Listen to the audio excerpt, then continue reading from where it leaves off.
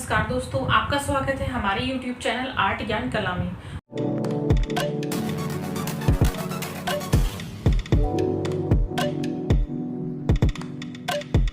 और जैसा कि आप सबको इन्फॉर्मेशन भी मिल चुकी है और मैंने आपको बता भी दिया था कि वैकेंसी आ गई है और फॉर्म फिल होने 16 मार्च से स्टार्ट हो चुके हैं। तो आप लोग फॉर्म फिल कर रहे होंगे और जिसको जो भी समस्या है वो आप अपनी पूछ सकते हैं। और आज का जो हमारा टॉपिक है, जैसा कि आप लिखा हुआ देख रहे हैं, यहाँ पर लिखा है मैंने बीकानेर शैली। तो आज हम बीकानेर शैली पढ़ाएंगे, लेकिन उससे पहले मैं थोड़ा सा क्लियर करना चाहती हूँ। कुछ बच्चे को डाउट है, जैसे कभी कभी दिखता नहीं है बोर्ड पे, मैं समझ सकती हूँ।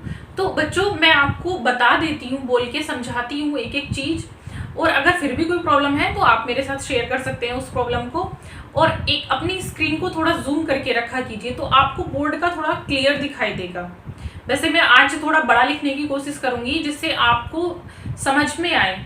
तो आपको समझ में आएगा क्योंकि एग्ज़ाम भी जल्दी ही इसका आ जाएगा। देखिए, एग्ज़ाम हो जाएगा और अब समय ज़्यादा नहीं है आप लोगों के पास, तो जितना हो सके उतना टाइम निकालिए अपने लिए, पढ़िए। तो आज हम बीकानेर शैली के बारे में पढ़ेंगे। बीकानेर शैली, देखिए, राजस्थान की चित्रकला की जो प्रभावी शैली का जन्म हुआ वो बीकानेर में हुआ था, और बीकानेर राजस्थान का दूसरा बड़ा राज्य था। इसकी जो स्थापना थी वो राव जोधा जी के छठे पुत्र बीका जी के द्वारा हुई थी, और 1488 ईस्वी में इसकी स्थापना बीका जी द्वारा की गई थी। तो चलिए इसका थोड़ा सा मैं आपको बता देती हूँ, लिखवा देते हैं, और मैं बोलूँगी भी साथ साथ, आप लोग ध्यान देंगे। तो स्थापना लिखेंगे इसकी, राव बीका जी। स्थापना लिखेंगे, किसने की थी? राव बीका जी ने की थी। और कब की थी? 1488 ईस्वी में। 1488 ईस्वी में राव बीका जी के द्वारा इसकी स्थापना की गई थी। और जो राजस्थानी शैली का केंद्र है, इसका जो केंद्र बीकानेर था, इसीलिए इसका नाम बीकानेर शैली रखा गया। तो इसको लिखवाने की मैं मानती हूँ कोई ज़रूरत नहीं है, आपको पता भी है। इसकी विशेषता देख लेंगे, इसकी विशेषता क्या थी? तो इसकी जो विशेषता थी वो थी ऊंट की खाल पर रेखांकन। ऊंट की खाल पर रेखांकन। देखिए दोस्तों, बीकानेर शैली की जो सबसे बड़ी विशेषता थी वो यही थी कि यहाँ पर ऊंट की खाल पर चित्रकारी की जाती थी, ऊंट की खाल पर रेखांकन किया जाता था और बहुत सुंदर किया जाता था। आप देखेंगे उसको विश्वास नहीं कर सकते कि क्या ये भी एक कला है। और कला तो वैसे हर चीज में आपको कला मिल जाएगी। हर जहां आप देखेंगे अपने चारों तरफ हर चीज में कला है। लिखने की कला है, बोलने की कला है, और हर चीज की कला है। तो कला एक सीमित क्षेत्र में नहीं है, कला चारों तरफ फैली है। हमारे चारों तरफ कला का विकास है, कला फैली है। आप जहां देखेंगे वहां कला है, कला का कोई सीमित क्षेत्र नहीं है। तो वहां के लोगों ने ना उन कागज भित्ति कुछ नहीं, सिर्फ ऊंट को ही अपना माध्यम बनाया और ऊंट पे चित्रकारी करना शुरू कर दिया। और बहुत अच्छी चित्रकारी की जाती है ऊंट की खाल पर। ऊंट को सजाया जाता है एक तरीके से पूरा, और अच्छे चित्र हमें वहां पर देखने को मिलते हैं। आइए आगे इसके बारे में देखते हैं, बीकानेर शैली के बारे में। आगे बीकानेर के महाराजा कर्ण सिंह ने, देखिए, बीकानेर के जो महाराजा थे कर्ण सिंह, तो उनका मैं थोड़ा सा यहाँ पर कुछ लिखवा देती हूँ। यहाँ के जो राजा थे उन्होंने सपने में लक्ष्मी नारायण का दर्शन किया, स्वप्न में अपने, और उनके दरबार में जो चित्र रहता था उसने वही स्वप्न का जो दृश्य था वही दृश्य अंकित कर दिया। तो मैं उसी के बारे में अब यहाँ पर आपको लिखवा देती हूँ थोड़ा सा, देखेंगे आप। तो ये सबसे ज्यादा जो पूछा जाता है इसमें, ऊंट की खाल पर रेखांकन किस शैली की विशेषता है, तो आप लिख देंगे बीकानेर शैली की विशेषता है। इसके बाद देखेंगे इसमें लक्ष्मी नारायण दरबार, ये किसने चित्रित किया था? जो महाराज ने सपने में देखा था, लक्ष्मी नारायण दरबार, अली रजा ने, ये अली रजा ने चित्रित किया था। वैसा ही स्वप्न का जो दृश्य था लक्ष्मी नारायण, जो महाराज ने अपने स्वप्न में देखा था, तो महाराज कर्ण सिंह ने जो अपने स्वप्न में देखा था, अली रजा ने उसको बिल्कुल वैसा ही चित्रित किया हुआ है। तो इसके यहाँ पर इस प्रकार के हमें चित्र मिलते हैं। अब देखिए ये कब चित्रित किया गया था, तो ये 1650 ईस्वी में चित्रित किया गया था। इसका समय भी कभी कभी पूछ लिया जाता है, तो आप लिखेंगे 1650 ईस्वी में चित्रित किया गया है। दूसरा है, इसके जो इस शैली के प्रसिद्ध चित्रकार थे वो कौन कौन से थे, तो प्रसिद्ध चित्रकार लिखेंगे, इस शैली के प्रसिद्ध चित्रकार कौन कौन से थे, अली रजा, हसन रजा, रुकनुद्दीन,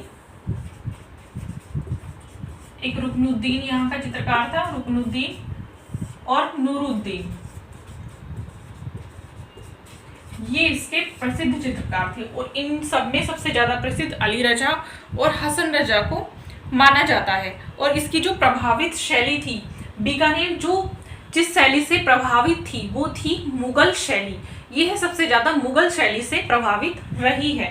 तो मैं थोड़ा सा ऊपर लिख देती हूँ क्योंकि यहाँ आप लोगों को नीचे नहीं आ पाएगा, मैंने थोड़ा बड़ा लिखा है जिससे आपको समझ आए। तो इसको मैं एक बार समझा देती हूँ। देखिए, स्थापना राव वीकाजी के द्वारा हुई थी। कब हुई थी? 1488 ईस्वी में। और इसकी विशेषता है, विशेषता पर विशेष ध्यान देंगे क्योंकि विशेषता स्पेशली पूछी जाती है। तो विशेषता है ऊंट की खाल पर रेखांकन, और जो यहाँ के महाराज कर्ण सिंह ने स्वप्न में दर्शन किए थे लक्ष्मी नारायण के, उसको वैसा ही, लक्ष्मी नारायण दरबार को वैसा ही चित्रित किया गया है। वह काम किसने किया है? अली रजा ने किया है। और 1650 ईस्वी में ये कार्य हुआ था।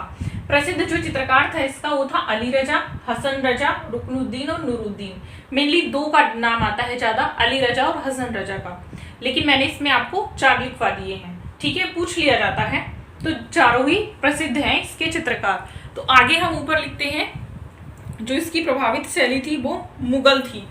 तो मैं थोड़ा सा यहाँ पर लिख देती हूँ, आपको सारा मिटाती नहीं, प्रभावित शैली। चलिए यहाँ थोड़ा सा इसको कर देते हैं, प्रभावित शैली इसकी कौन सी थी?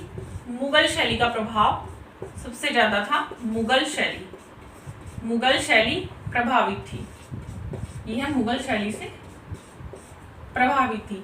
और इस शैली पर जो इस शैली में जो हमें सबसे ज्यादा चित्रकार मिलते हैं वो मुस्लिम चित्रकार हमें मिलते हैं। तो इस पर एक लाइन में एक पॉइंट आपको लिखा देती हूँ, याद रहेगा क्योंकि कभी कभी पूछ लिया जाता है। इसमें जो चित्र बने हैं अधिकतर मुसलमानों के द्वारा बनाए गए हैं। इसमें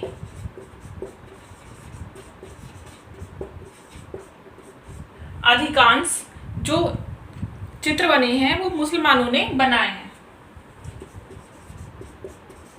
चित्र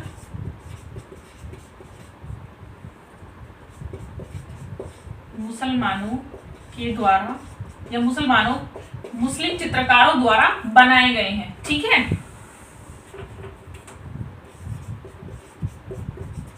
बनाए गए हैं मतलब इस शैली में अगर आप देखेंगे इस पॉइंट का जो मीनिंग निकलता है वो ये निकलता है कि इस शैली में मुस्लिम चित्रकारों की अधिकता थी। मतलब जो ज्यादा चित्रकार थे वो मुस्लिम चित्रकार इस शैली में थे और उन्होंने ही सबसे ज्यादा चित्र बनाए हैं। तो याद रखेंगे, बीकानेर शैली ज्यादा बड़ी नहीं है, इसमें बहुत ज्यादा कुछ पढ़ने के लिए है भी नहीं। आपको मैं मानती हूँ, इसको जब मैंने अभी कराया है अभी याद हो चुका होगा। इसको अगर आप इस तरीके से याद करेंगे इसको तो बहुत जल्दी आपको याद हो जाएगा और एग्जाम में आपको सक्सेस भी जरूर मिलेगी। दोस्तों देखिए, जैसे कि मैं आपको बता ही रही थी पहले भी कि जब नोटिफिकेशन आएगा तभी आप लोगों को तभी आप लोग पढ़ना शुरू करेंगे और कुछ बच्चे ऐसा कर भी रहे हैं। ठीक है, फिर भी अभी समय है तो आप लोग सही समय पर शुरुआत की है पढ़ने की तो आप पढ़ सकते हैं। अभी से अगर तैयारी करेंगे और अभी से थोड़ा सा ज़्यादा टाइम दीजिए, जितना हो सके उतना ज़्यादा रिवीजन कीजिए। वैसे मैं भी रिवीजन आपको कराऊंगी जल्दी से, मैं भी कोशिश कर रही हूँ कि सारा कोर्स आपका करा दूँ। कल हम आपको किशनगढ़ शैली के बारे में बताएंगे और किशनगढ़ शैली बहुत ज़्यादा इंपॉर्टेंट है तो उसको बहुत ध्यान से पढ़ेंगे, प्रश्न पूछ लिए जाते हैं उससे। तो इन चीज़ों को थोड़ा सा ध्यान में रखकर पढ़ेंगे। और देखिए, इतनी बड़ी भर्ती नहीं आती है जितनी बड़ी भर्ती इस बार आई है, 15,000 समथिंग कुछ है। तो आप लोग बहुत ध्यान से तैयारी कीजिए, इंटरव्यू नहीं है, हाँ, मार्क्स बढ़ा दिए गए हैं कि पहले 125 का मार्क्स का आई थिंक होता था और अब हो गया है 500 का। 4 मार्क्स का 1 क्वेश्चन है। तो आप देखिए, अगर एक क्वेश्चन आपका गलत होता है तो सीधे 4 मार्क्स आपके कट हो जाते हैं। तो आपको बहुत ही ध्यान से पढ़ना है, रिविजन करना है। तो इसको अब मैं इसके बाद जब ये मेरा पूरा ये चैप्टर क्लोज हो जाएगा, जैसे मैं आपको कराती हूँ तो रिवीजन कराऊंगी। एक थोड़ा सा मैंने अब पैटर्न चेंज किया है आप लोगों के लिए। एक मोटिवेशन वीडियो अब हम लाया करेंगे वीकली आपके लिए। मैं देख रही हूँ कि कुछ बच्चे जो हैं वो उनको मोटिवेट करना पड़ता है, तो इसलिए हम उनके लिए मोटिवेशनल वीडियो लाएंगे और उसी में अपने हम सवाल जवाब भी करेंगे। जो भी आपके प्रश्न हैं उनके हम आपको उत्तर देंगे। तो ये था हमारा आज का टॉपिक। जो बच्चे मेरी ऑनलाइन क्लास लेना चाहते हैं, कुछ बच्चे फ़ोन नंबर पूछ रहे हैं, तो मुझे कांटेक्ट करके मेरी ऑनलाइन क्लास भी ले सकते हैं। 9599670200 पर मैं एक और नया बैच शुरू करने जा रही हूँ। एक जो शुरू हो चुका था 1 मार्च से, तो वो अभी चल रहा है। उसका कोर्स काफ़ी आगे हो चुका है और वो बच्चे सही टाइम आ गए थे, लेकिन एक और मुझे बच्चों की डिमांड पर बैच तैयार करना पड़ रहा है। तो वो जो बच्चे मेरी क्लास लेना चाहते हैं या मुझसे किसी भी प्रकार का कुछ क्वेश्चन करना चाहते हैं, मुझे व्हाट्सअप कर सकते हैं, मैसेज कर सकते हैं, ईमेल कर सकते हैं 9599670200 पर। ठीक है। और बच्चों, पढ़ते रहिए ऐसे ही, अपनी हेल्थ का विशेष ध्यान रखें। कल मिलेंगे एक नए टॉपिक के साथ, तब तक के लिए थैंक यू।